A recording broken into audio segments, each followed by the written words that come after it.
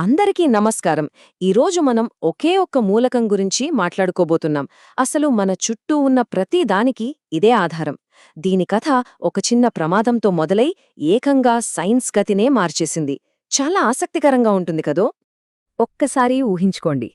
కొన్ని వందలేళ్లుగా సైంటిస్టులు బలంగా నమ్ముతున్న ఒక విషయం కేవలం ఒకే ఒక్క అనుకోని సంఘటనతో కుప్పకూలిపోతే అదెలా జరిగిందో ఈరోజు తెలుసుకుందాం. ఈ కథను పూర్తిగా అర్థం చేసుకోవాలంటే మనం కొంచెం టైం ట్రావెల్ చేసి 19వ శతాబ్దం ప్రారంభానికి వెళ్ళాలి. అప్పటి రోజుల్లో కెమిస్ట్రీ అంటే రెండు వేర్వేరు ప్రపంచాలుగా ఉండేదన్నమాట.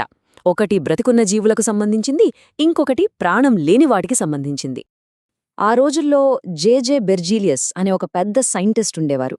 ఆయన వైటలిజం అనే ఒక సిద్ధాంతాన్ని బలంగా నమ్మేవారు. దాని ప్రకారం ఏంటంటే, జీవుల శరీరంలో తయారయ్యే కాంపౌండ్స్ వెనుక ఏదో ఒక తెలియని ప్రాణాధార శక్తి ఉంటుందని, అది ఒక రకంగా దైవిక శక్తి లాంటిదని, దాన్ని మనం ల్యాబ్లో అస్సలు తయారు చేయలేమని ఆయన గట్టిగా చెప్పేవారు. అంటే చూసారా, అప్పటి సైంటిస్టుల దృష్టిలో కెమిస్ట్రీ రెండుగా విడిపోయి ఉండేది. ఒకవైపు జీవుల నుంచి వచ్చే చక్కెరలు, ప్రోటీన్లు లాంటి సేంద్రియ సమ్మేళనాలు, మరోవైపు రాళ్లు, ఉప్పు లాంటి నిర్జీవ పదార్థాల నుంచి వచ్చే అకర్బన సమ్మేళనాలు. ఈ రెండింటి మధ్య దాటలేని ఒక పెద్ద గోడ ఉందని అందరూ అనుకునేవారు. ఇక్కడే మన కథలో అసలైన ట్విస్ట్ వస్తుంది. ఒక సైంటిస్ట్ అనుకోకుండా ఈ మొత్తం సిద్ధాంతాన్ని సవాలు చెయ్యబోతున్నాడు. చూడండి, 1828కి ముందు ప్రాణాధార శక్తి సిద్ధాంతమే సైన్స్, తిరుగులేదు.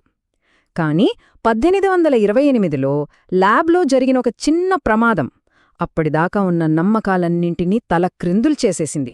మన కథానాయకుడు పేరు ఫ్రెడరిక్ వోలర్. అసలు ఇక్కడ విచిత్రమేంటంటే, ఆయన ఆ ప్రాణాధార శక్తి సిద్ధాంతాన్ని ప్రపోజ్ చేసిన బెర్జీలియస్కే స్టూడెంట్.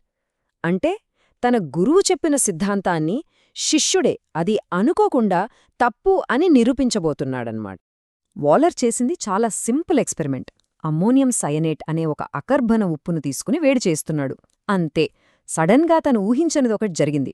ఆ వేడికి అది యూరియాగా మారిపోయింది. యూరియా అంటే ఒక సేంద్రియ సమ్మేళనం, జీవుల శరీరంలో తయారయ్యేది. ప్రాణం లేనిదాన్నుంచి ప్రాణమున్నదానిలో ఉండే పదార్థాన్ని తయారు చేశాడు.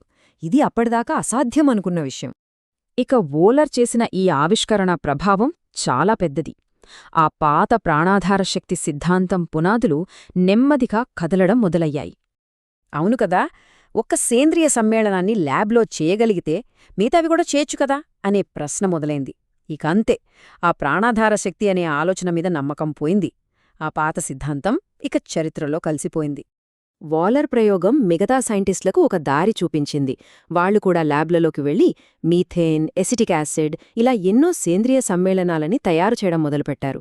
అప్పుడు అర్థమైంది, వోలర్కి జరిగిందేదో యాక్సిడెంట్ కాదని, అదొక గొప్ప ఆవిష్కరణ అని. ఇది నిజంగా ఒక పెద్ద మార్పు. అప్పుడు సైంటిస్టులకి ఒక విషయం క్లియర్గా అర్థమైంది. ఈ సేంద్రియ సమ్మేళనాలు అన్నింటిలో కామన్గా ఉన్నది ఆ ప్రాణాధార శక్తి కానే కాదు, అది కార్బన్ అనే మూలకం. బస్, అక్కడితో ఆర్గానిక్ కెమిస్ట్రీ నిర్వచనమే మారిపోయింది. అది జీవుల కెమిస్ట్రీ నుంచి కార్బన్ కెమిస్ట్రీగా కొత్త పేరు తెచ్చుకుంది. సరే, అంతా బానే ఉంది. ఇప్పుడు ఆ కింగ్ కార్బన్ అని మనకు తెలిసిపోయింది. కానీ అసలు ప్రశ్న, కార్బన్కు ఎందుకంత స్పెషాలిటీ? దాని సూపర్ పవర్స్ ఏంటి? అసలు కార్బన్ వెనుకున్న ఆ రహస్యమేంటి? దాని అన్నింటికంటే ప్రత్యేకంగా నిలబెట్టేదేది? పదండి తెలుసుకుందాం. కార్బన్ మొదటి సూపర్ పవర్ కాటనేషన్. ఈ పేరు కొంచెం కష్టంగా ఉన్నా విషయం చాలా సింపుల్. అంటే కార్బన్ అణువులు ఒకదానితో ఒకటి చేతులు కలిపి పొడవాటి గొలుసులుగా ఏర్పడగలవు. మనం ఆడుకునే లెగో బ్లాక్స్ లాగా అన్నమాట. ఒకదానికొకటి తగిలించుకుంటూ ఎంత పెద్ద నిర్మాణమైనా కట్టొచ్చు. ఈ కాటినేషన్ పవర్ వల్ల కార్బన్ తన అణువులతో ఇలా పొడుగ్గా, స్ట్రెయిట్గా ఉండే చైన్లను ఈజీగా తయారు చేయగలదు. అంతేనా? కాదు, ఆ చైన్లకు ఇలా కొమ్మలు అంటే బ్రాంచెస్ను కూడా యాడ్ చేసి ఇంకాస్త కాంప్లెక్స్ స్ట్రక్చర్స్ని క్రియేట్ చేయగలదు. ఇక ఫైనల్గా ఆ చైన్ల రెండు చివర్లను కలిపి ఇలా రింగ్స్ లాంటి స్థిరమైన నిర్మాణాలను కూడా ఏర్పరచగలదు. చూసారా, ఈ వెరైటీ నిర్మాణాలే కార్బన్ను జీవానికి కింగ్ని చేశాయి. ఇప్పుడు కార్బన్ రెండో సూపర్ పవర్కి వద్దాం. ఈ నెంబర్ 4 చూడండి. దీని పేరే టెట్రావాలెన్సీ. సింపుల్గా చెప్పాలంటే కార్బన్కు 4 చేతులుంటాయన్నమాట. అంటే ఒకేసారి 4 వేర్వేరు అణువులతో బంధాలేర్పరచగలదు.